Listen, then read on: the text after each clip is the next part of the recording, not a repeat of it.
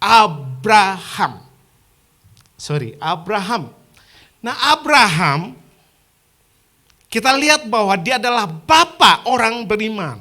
Tetapi ada sesuatu di belakang yang kita mungkin hari ini kita akan belajar bersama-sama. Abraham adalah keturunan atau nenek moyangnya adalah Nuh. Nah, Nuh ini adalah orang yang cinta Tuhan. Sama-sama katakan cinta Tuhan. Jadi pastikan keluarga kita, anak-anak kita juga harus cinta Tuhan. Amin. Harus pastikan. Jangan sampai kita ada di tempat ini, tapi anak-anak kita nggak ngurusin. Atau keluarga kita berdoa. Kalau mereka belum sungguh-sungguh, berdoa buat mereka. Setuju katakan amin. Jadi kita belajar. Nah, Abraham ini, nenek moyangnya adalah Nuh.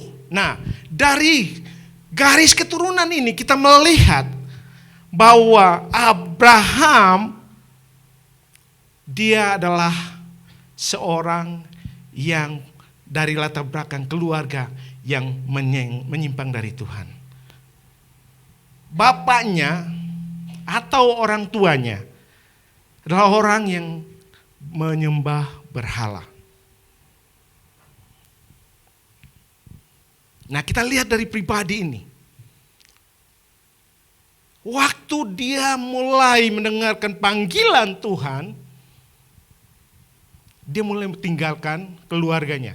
Tapi kita lihat, dari semua yang dia punya, kekayaan, dia enggak berkekurangan kok.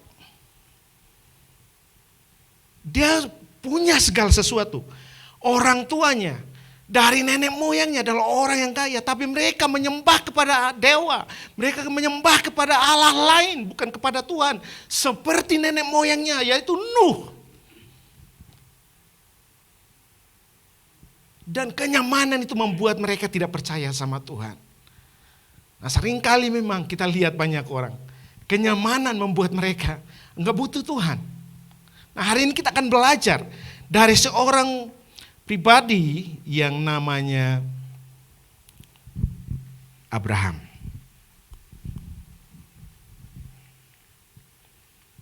Ya. Jangan menolong Tuhan. Harus kita renungkan. Mungkin seringkali kita merasa kita renung kita bilang ini, saya menolong Tuhan, saya membantu Tuhan. Apakah Tuhan perlu dibantu? Halo? Tolong jawab. Halo, apakah kita butuh bantu Tuhan? Nggak bisa. Nah, tapi kita lihat ada satu sisi yang perlu kita belajar pagi hari ini.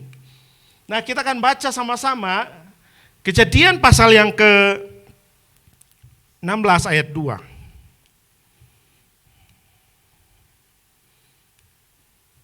Nah, di sini berkatalah Sarai kepada Abram, engkau tahu Tuhan tidak memberi aku melahirkan anak. Karena itu baiklah hampiri hambaku itu, yaitu Hagar. Mungkin oleh dia aku dapat memperoleh seorang anak. Dan Abraham mendengarkan perkataan siapa? Sarai. Hari ini kita akan belajar bersama-sama. Kenapa sih saya kasih judul menolong Tuhan? Nah, poin yang pertama, saya kutip dari ayat ini, Kejadian pasal 16 ayat 2a. Di sini dikatakan Tuhan tidak memberi aku anak. Tuhan tidak menjawab doaku. Tuhan tidak mendengar jeritan hatiku. Bapak Ibu, mungkin dalam kehidupan kita sudah berdoa berulang-ulang kali. Dan sering kita berdoa. Kita bilang, Tuhan, mana jawaban Tuhan? Saya sudah berdoa, saya sudah hampir putus asa, tapi Tuhan gak jawab doa saya.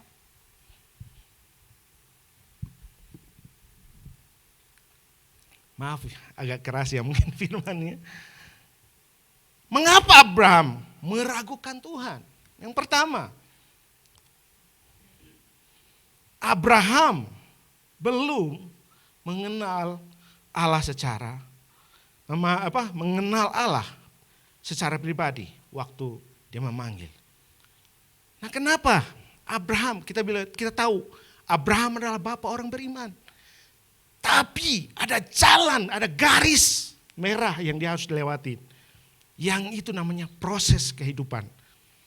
Waktu dia dipanggil sama Tuhan yang hidup, Tuhan yang menciptakan langit dan bumi ini,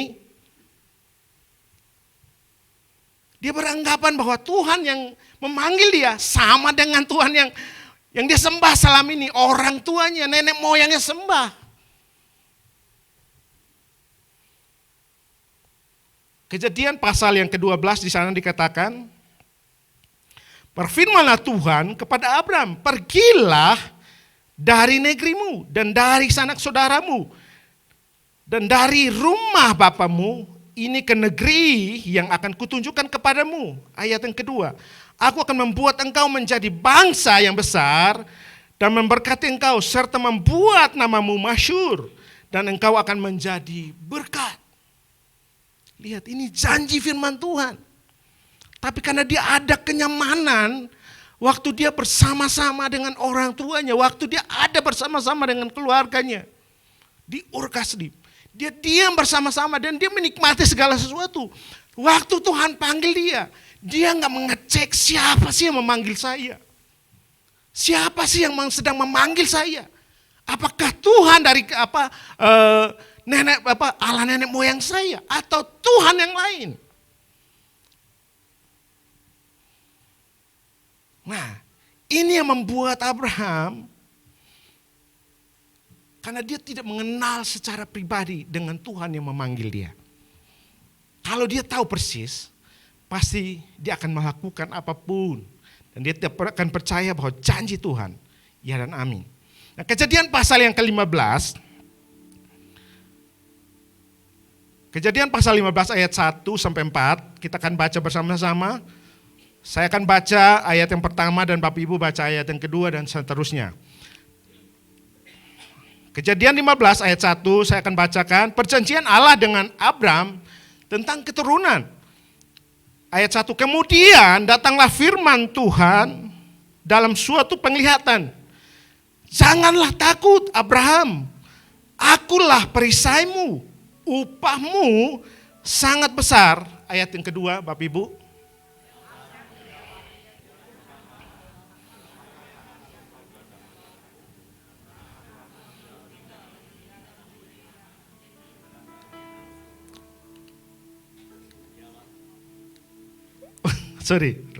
Nah, ayat ketiga.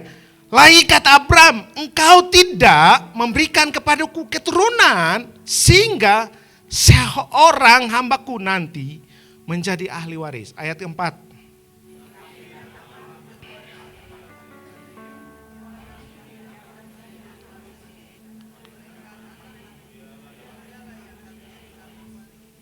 Ayat 18 kita baca bersama-sama. Pada hari itulah Tuhan mengadakan perjanjian dengan Abram. Serta berfirman kepada keturunan, kuberikan negeri ini mulai dari sungai Mesir sampai ke sungai yang besar itu, sungai Efrat. Ini Allah yang berjanji. Bukan Allah yang nenek moyang yang disembah yang berjanji. Tuhan yang berjanji. Nah, sebenarnya secara manusia kita tahu pasal sebelumnya itu sudah menceritakan tentang Sarai memang mandul. Sarai itu memang sudah mandul, dia memang gak akan punya keturunan. Kenapa sih dari awalnya Allah nenek moyangnya, kenapa gak ngomong?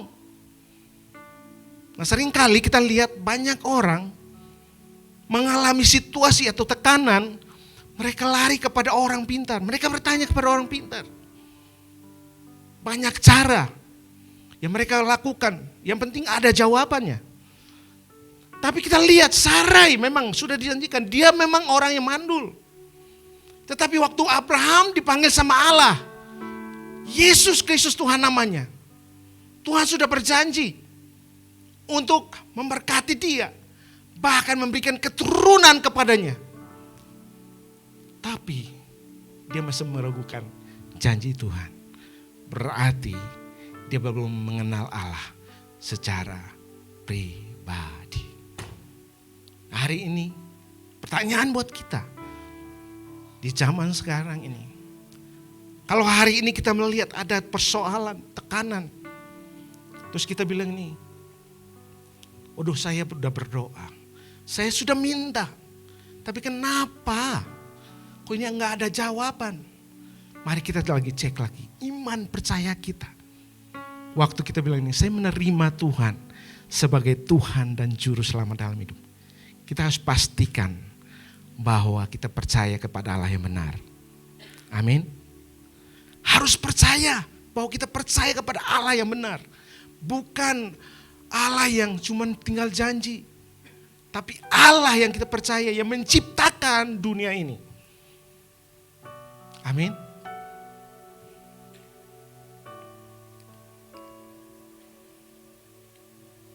Abraham samakan Tuhan Allah yang memanggilnya dengan Allah nenek moyangnya. Keluaran 20 ayat 2 dan sampai 5.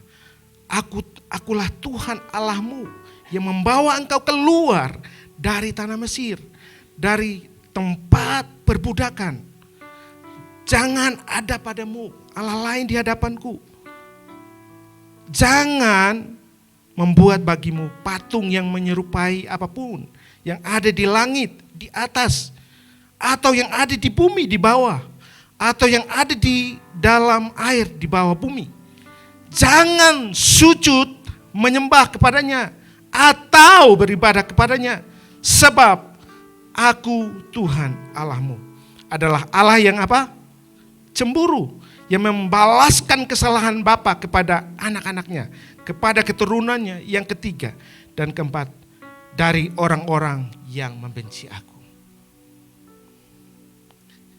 Ini adalah bukti kalau kita samakan Allah kita dengan Allah yang ada di dunia ini, berarti kita sedang menyangkal Tuhan. Amin. Amin. Amin. Harus yakinkan iman kita hari ini. Jangan samakan Allah yang ada di dunia ini dengan Allah Bapa kita yang di surga. Dia sanggup melakukan segala perkara dalam kehidupan kita.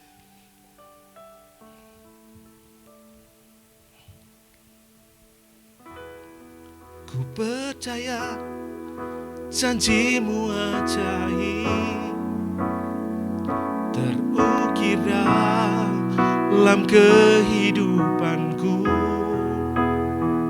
Ku berserah di dalam kekuatanku, hanya Kau segalanya bagiku. Ku percaya janjimu ajaib, terukir dalam kehidupanku. Ku berserah di dalam, ku percaya. Harus percaya.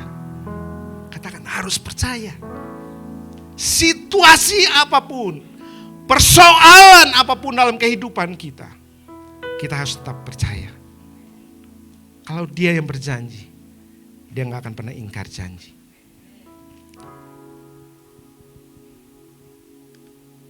Poin yang berikut, harus sabar menanti janji Tuhan. Ini kata Sarai kepada Abraham suaminya. Mungkin oleh dia aku dapat memperoleh seorang anak.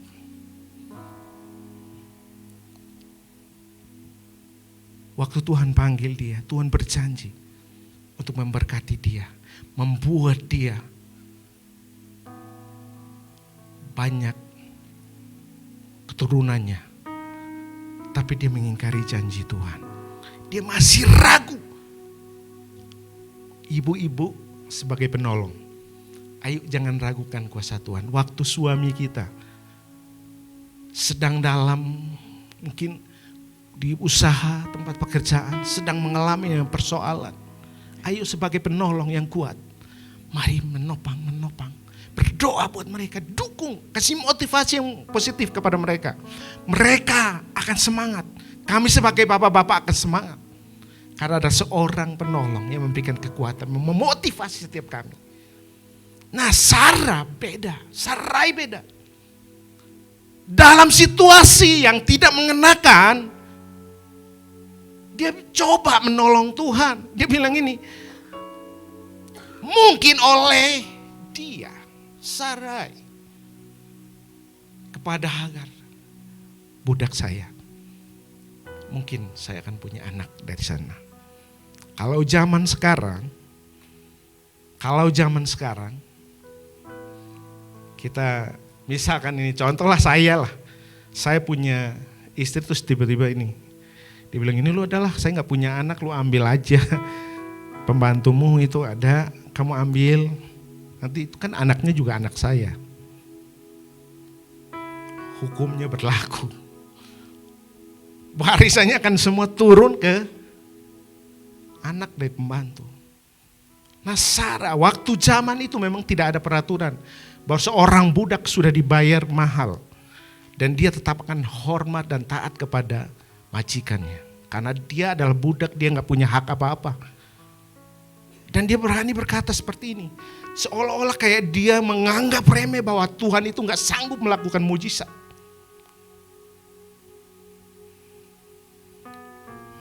Mengapa Abraham perlu sabar untuk menanti janji Tuhan? Mengapa kita perlu sabar untuk menantikan janji Tuhan dalam kehidupan kita? Memang sabar itu gak gampang. Kemarin ada di Aruna, ada seorang ini saya udah lagi nunggu orang. Saya sudah menunggu kayaknya 1 jam lebih. Dia bilang kalau nunggu nonton bola itu mah gak apa-apa ya. Kalau nunggu antrian untuk ambil uang itu gak apa-apa. Tapi kalau nunggu janji orang untuk kita ketemu setengah jam aja udah gelisah. Nah, kita lihat Sarai, Abraham, mereka sudah dapat janji Tuhan. Kejadian 16 ayat 2. Sudah dapat di kejadian sebelumnya 12 untuk Tuhan memberkati mereka. Mereka tunggu janji itu, kayak seolah-olah janji itu gak akan terjadi. Dan dia berusaha untuk membujuk suaminya untuk mengambil istrinya. Mengapa Abraham harus perlu sabar? Sebab karena ada waktu Tuhan. Sama-sama katakan ada waktu Tuhan. Ada waktu Tuhan. Pengkhotbah 3 ayat 1. Untuk segala sesuatu, sama-sama katakan, untuk segala sesuatu ada masanya. Untuk apapun di bawah langit ada waktunya. Semua ada waktunya. Jadi Bapak Ibu perlu sabar. Sabar sedikit. Mungkin kita sedang berdoa, kita sedang menantikan sesuatu. Sabar. Kata sabar itu akan membuat iman kita semakin kuat di hadapan Tuhan. Mungkin kita sedang sabar, sebentar lagi pintu akan dibukakan buat kita. Perlu kesabaran. Amin. Perlu kesabaran untuk menanti setiap janji Tuhan dalam setiap kehidupan kita.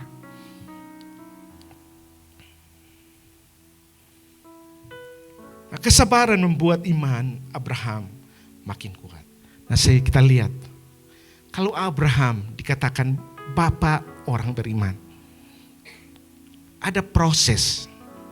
Katakan sama-sama, ada proses. Ada proses. Jadi proses itu yang akan membuat iman kita semakin kokoh untuk percaya bahwa janji Tuhan dalam kehidupan kita akan terjadi. Amin.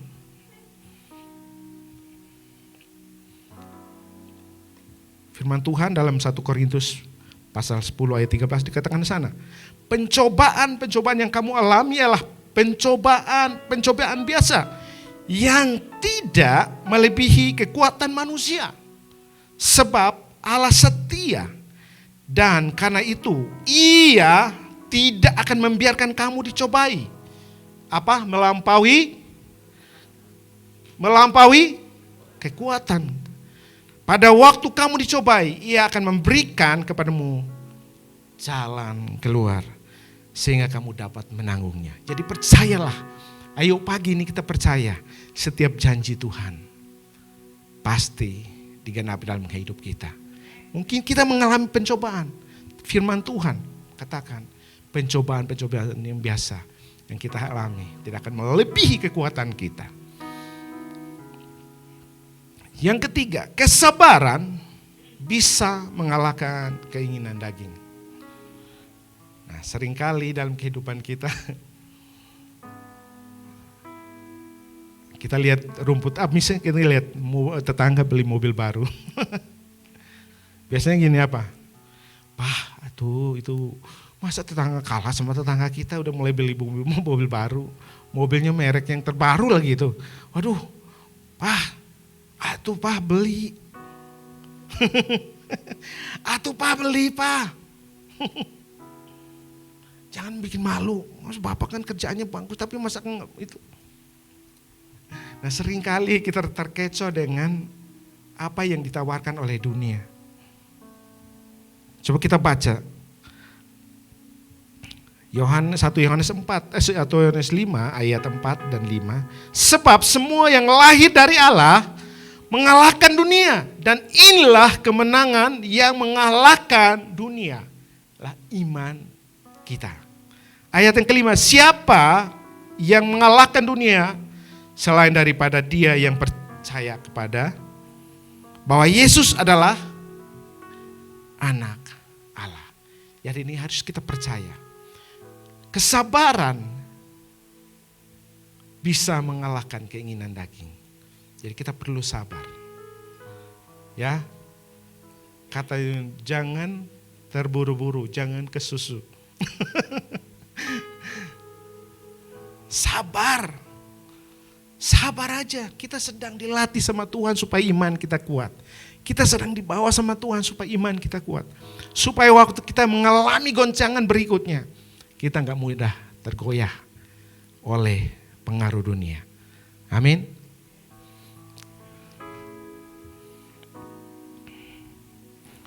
Yang ketiga, jangan dengarkan kata orang, tapi apa kata Tuhan. Nah ini kelemahan Abraham. Di sini mulai diuji. Dia percaya enggak? Dia berusaha untuk menolong Tuhan. Ayat 2. Kejadian pasal 16 ayat 2 dikatakan di sana. Ayat 2c. Abraham mendengarkan perkataan Sarai.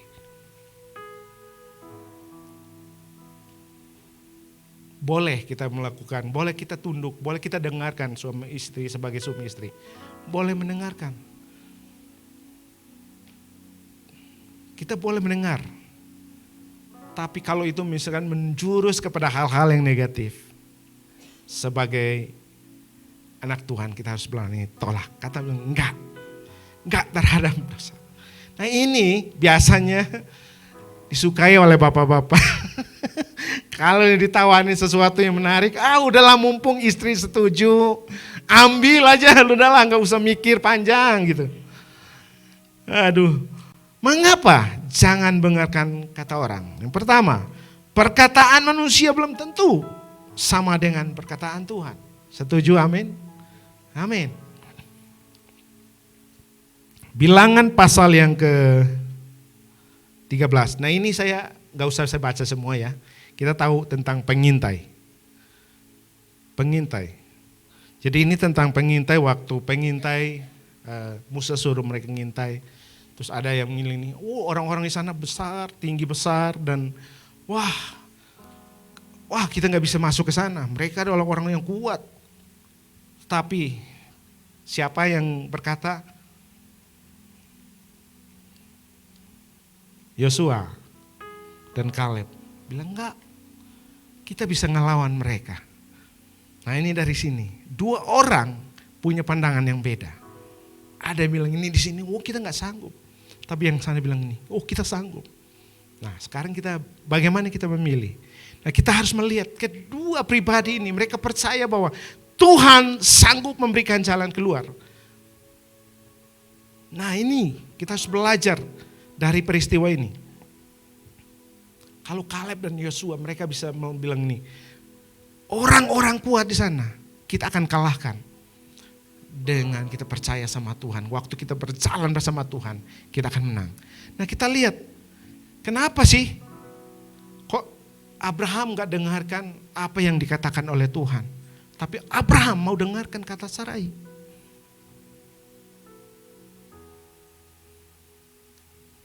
Kita lihat Yeremia pasal yang ke-29 ayat 11 dikatakan sana. Sebab aku ini mengetahui rancangan-rancangan apa yang ada padaku mengenai kamu. Demikianlah firman Tuhan, yaitu rancangan damai sejahtera. Sama-sama katakan ayat yang selanjutnya. Dan bukan rancangan kecelakaan, untuk hari depan yang penuh dengan harapan. Jadi saya percaya kalau Tuhan sudah panggil Abraham dengan Sarai, dia tahu punya rancangan yang baik untuk mereka. Dia berjanji untuk melakukan mujizat. Orang mandul dari bawaannya dari dulu, mungkin gak bisa untuk melahirkan kalau bukan karena kuasa Tuhan. Cuman karena kuasa Tuhan. Nah ini firman Tuhan berjanji kepada Abraham dan Sarai, tapi mereka masih meragukan janji Tuhan. Mereka dengan caranya untuk menolong Tuhan. Nah, keputusan yang salah akan menimbulkan masalah di kemudian hari. Nah, perlu kita ingat, hari ini kita ambil keputusan apa tentang masa depan. Kejadian pasal yang ke-16. Ayat 4 dan 5 dikatakan sana, Abraham menghampiri Sagar, lalu mengandunglah perempuan itu. Dan ketika Hagar tahu bahwa ia mengandung, maka ia memandang rendah akan nyonyanya. Lalu berkatalah Sarai kepada Abraham, penghinaan yang kuderita ini adalah tanggung jawabmu. Tadi yang nyuruh siapa? Halo, tolong jawab. Tadi yang nyuruh Abraham siapa? Yang keras dong.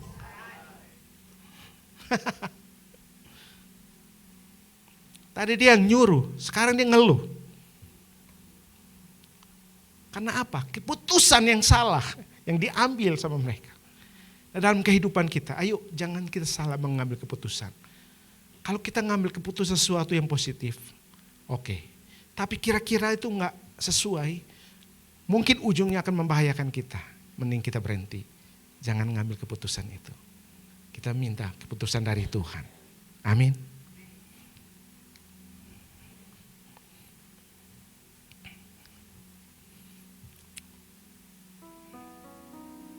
Kita lanjut aja.